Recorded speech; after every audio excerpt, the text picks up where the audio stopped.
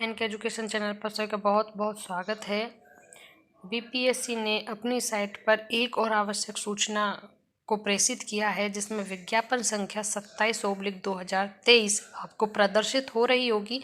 विद्यालय अध्यापक प्रतियोगिता परीक्षा के वर्ग 6 और 8 के अध्यापक पद की नियुक्ति के लिए जिन अभ्यर्थियों द्वारा NIOS के माध्यम से DLED के प्रशिक्षण की योग्यता के आधार पर आवेदन किया गया है, यानी कि जिन्होंने जब बीपीएससी TRE 2.0 को भरा था तब उन्होंने अपनी योग्यता NIOS के माध्यम से DELED वाला प्रशिक्षण योग्यता भरा था। लेकिन जब से सुप्रीम कोर्ट और माननीय पटना हाई कोर्ट का ऑर्डर आया है, तब से NIOS को इस भर्ती से बाहर किया जा रहा है।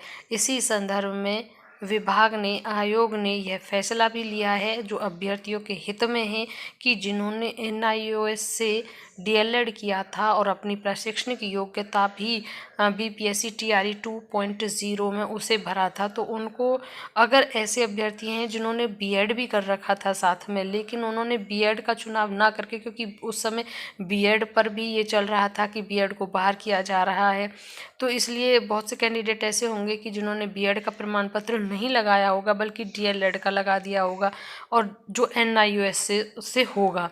तो ऐसे अभ्यर्थियों के लिए अच्छी न्यूज़ है कि वो अपना 2 दिन का उन्हें समय दिया जा रहा है, 2 दिन के अंदर वो इसे चेंज कर सकते हैं। इसमें आगे देखते हैं कि DLED के प्रशिक्षण की योग्यता के आधार पर आवेदन किया गया है एवं वे BEd का प्रमाण पत्र भी धारित करते हैं। तो वैसे अभ्यर्थी यदि चाहें तो BEd के प्रशिक्षण की योग्यता का भी चयन कर सकते हैं, यानी अगर वो चाहें तो BEd का जो प्रशिक्षण की योग्यता है उसका भी चयन कर सकते हैं। इसके लिए अभ्यर्थी दिनांक 19/12/2023 यानी कि 19 दिसंबर से, यानी कि कल से आपके पास समय है, कल और परसों 20, 2 दिन का समय दिया गया है तक आयोग की वेबसाइट, ये आयोग की वेबसाइट है, नोट डाउन कर लीजिए, स्क्रीनशॉट ले लीजिए, पर जाकर प्राप्त यूज़र नेम एवं पासवर्ड से लॉगिन करने के उपरांत डैशबोर्ड पर BEd की विवरणी देना सुनिश्चित करें। यानी कि आप अपनी इस ऑफिशियल वेबसाइट पर जाएंगे, जो आपको यूज़र नेम और पासवर्ड प्राप्त हुआ उससे लॉगिन करेंगे, फिर उसके बाद डैशबोर्ड पे जाएंगे और वहाँ आपको ऑप्शन दिख जाएगा BEd की विवरणी भरने के लिए। तो आप वहाँ से DLED का हटा करके BEd की विवरणी वहाँ पर भर सकते हैं। यहाँ पर देखिए 18/12 आज की डेट का है। तो जिन अभ्यर्थियों ने दोनों ही प्रशिक्षण की योग्यताएं धारण कर रखी थी और लेकिन एक NIOS से था, तो उनके पास ये अच्छी अपॉर्चुनिटी है कि आप उसे हटाकर, क्योंकि अब तो उसको अर्ह ही नहीं माना जा रहा है, तो आप उसे हटाकर BEd कर सकते हैं। इसकी दूसरी जो न्यूज़ है वो उसको देख लेते हैं अब हम। उसमें यहाँ पर दी हुई है ये देखिए आप, जिसमें भाषा को शून्य कर दिया गया है। विज्ञापन संख्या 27/2023 अध्यापक नियुक्ति प्रतियोगिता परीक्षा के उम्मीदवारों को सूचित किया जाता है कि वर्ग 1 से 5 को छोड़कर, यानी कि जो PRT हैं उनको छोड़कर, जो कक्षा 1 से 5 में पढ़ाएंगे उनको छोड़कर, सभी वर्गों के विषयों की परीक्षा भाग 1 भाषा अर्हता के अंक को शून्य किया जाता है।